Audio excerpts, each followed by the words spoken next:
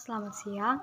Yang saya hormati Bapak dosen mata kuliah Bahasa Indonesia, Pak Losen Tamba, dan teman-teman yang saya sayangi. Di sini saya akan menjelaskan tentang ejaan Bahasa Indonesia. Sebelum saya menjelaskan ejaan Bahasa Indonesia, izinkan saya memperkenalkan diri. Perkenalkan, nama saya Stefani Jacqueline Onassis Borunei Baho dengan NIM 0320219090 dari NARS B. Berikut penjelasan dari saya. Bahasa Indonesia, yang pertama konsep ejaan, yaitu kaidah, cara, atau norma menggambarkan bunyi-bunyi dalam bentuk tulisan.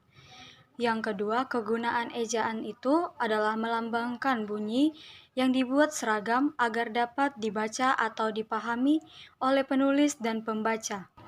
Ejaan Bahasa Indonesia terdiri dari beberapa jenis. Yang pertama, ejaan Van Ophusian 1901. Yang kedua, ejaan Suwandi atau ejaan Republik tahun 1947.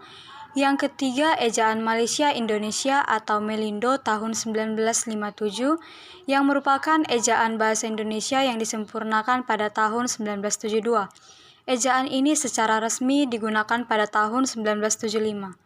Ejaan inilah yang digunakan sampai sekarang, sekalipun ada sedikit perubahan dan penambahan. Ejaan Bahasa Indonesia juga memiliki bagian-bagian. 1. Pemakaian huruf. Huruf besar atau huruf kecil dan pemenggalan kata. 2. Pemakaian huruf kapital dan huruf miring. 3. Penulisan kata, yaitu kata dasar, kata berimbuhan, kata ulang, kata majemuk, unsur gabungan kata, kata depan, partikel, klitika, singkatan atau akronim, dan kata bilangan. 4. Penulisan unsur serapan, dan yang terakhir penggunaan tanda baca. A. Pemakaian huruf. 1. Pemakaian huruf berkaitan dengan bagaimana huruf itu dilambangkan, dilukiskan atau digambarkan, dan bagaimana huruf itu diucapkan.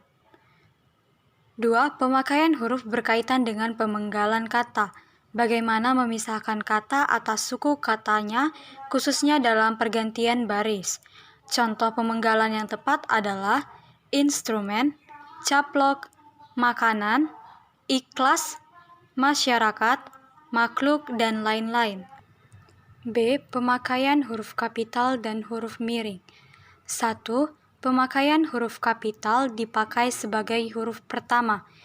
Digunakan dalam awal kalimat, petikan langsung, nama Tuhan, kitab suci, kata ganti Tuhan, gelar kehormatan, keturunan, keagamaan yang diikuti nama orang, nama jabatan dan pangkat yang diikuti nama orang, unsur-unsur nama orang, nama bangsa, suku bangsa, dan bahasa, nama tahun, bulan, hari, dan peristiwa sejarah, nama geografi, nama badan, lembaga, dan dokumen resmi, permulaan kata pada judul, kecuali pada kata tugas, dan permulaan kata sapaan.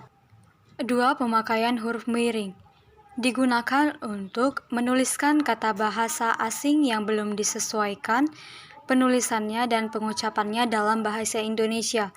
Yang kedua, menuliskan judul buku, majalah, dan surat kabar, menuliskan aspek yang ditekankan dalam contoh seperti pernyataan yang salah. C. Penulisan kata dalam ejaan Bahasa Indonesia.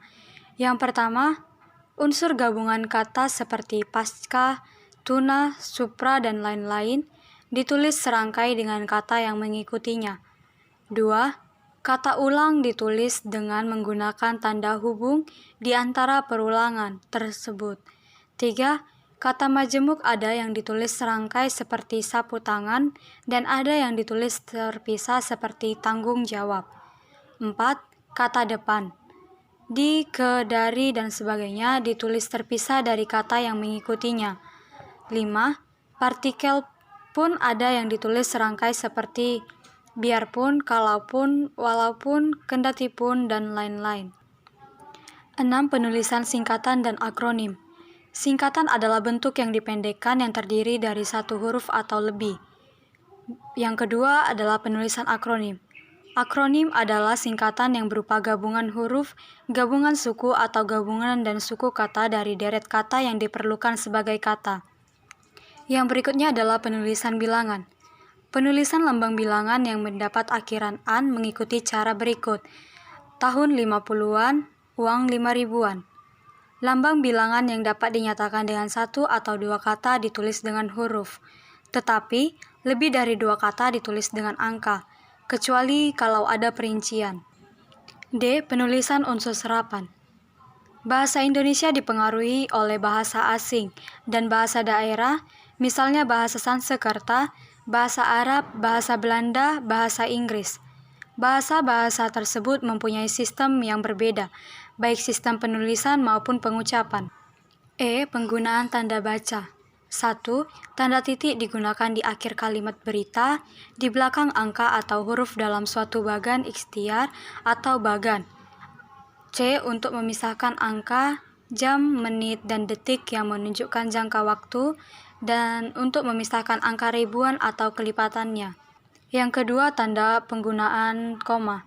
Di antara unsur suatu perincian, memisahkan kalimat setara yang didahului kata seperti tetapi atau melainkan, di belakang kata penghubung yang mengawali kalimat, dan untuk memisahkan kata seru yang ada dalam kalimat.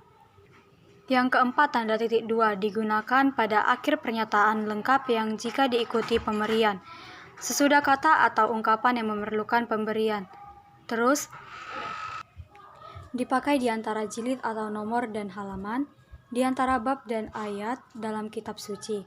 5 tanda hubung, 6 tanda pisah, 7 tanda elipsis, 8 tanda tanya digunakan pada di akhir kalimat tanya atau untuk menyatakan bagian kalimat yang disangsikan kebenarannya.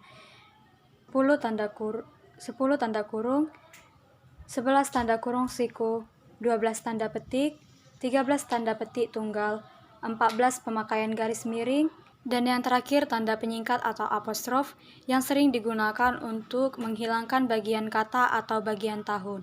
Sekian penjelasan dari saya ucapkan terima kasih.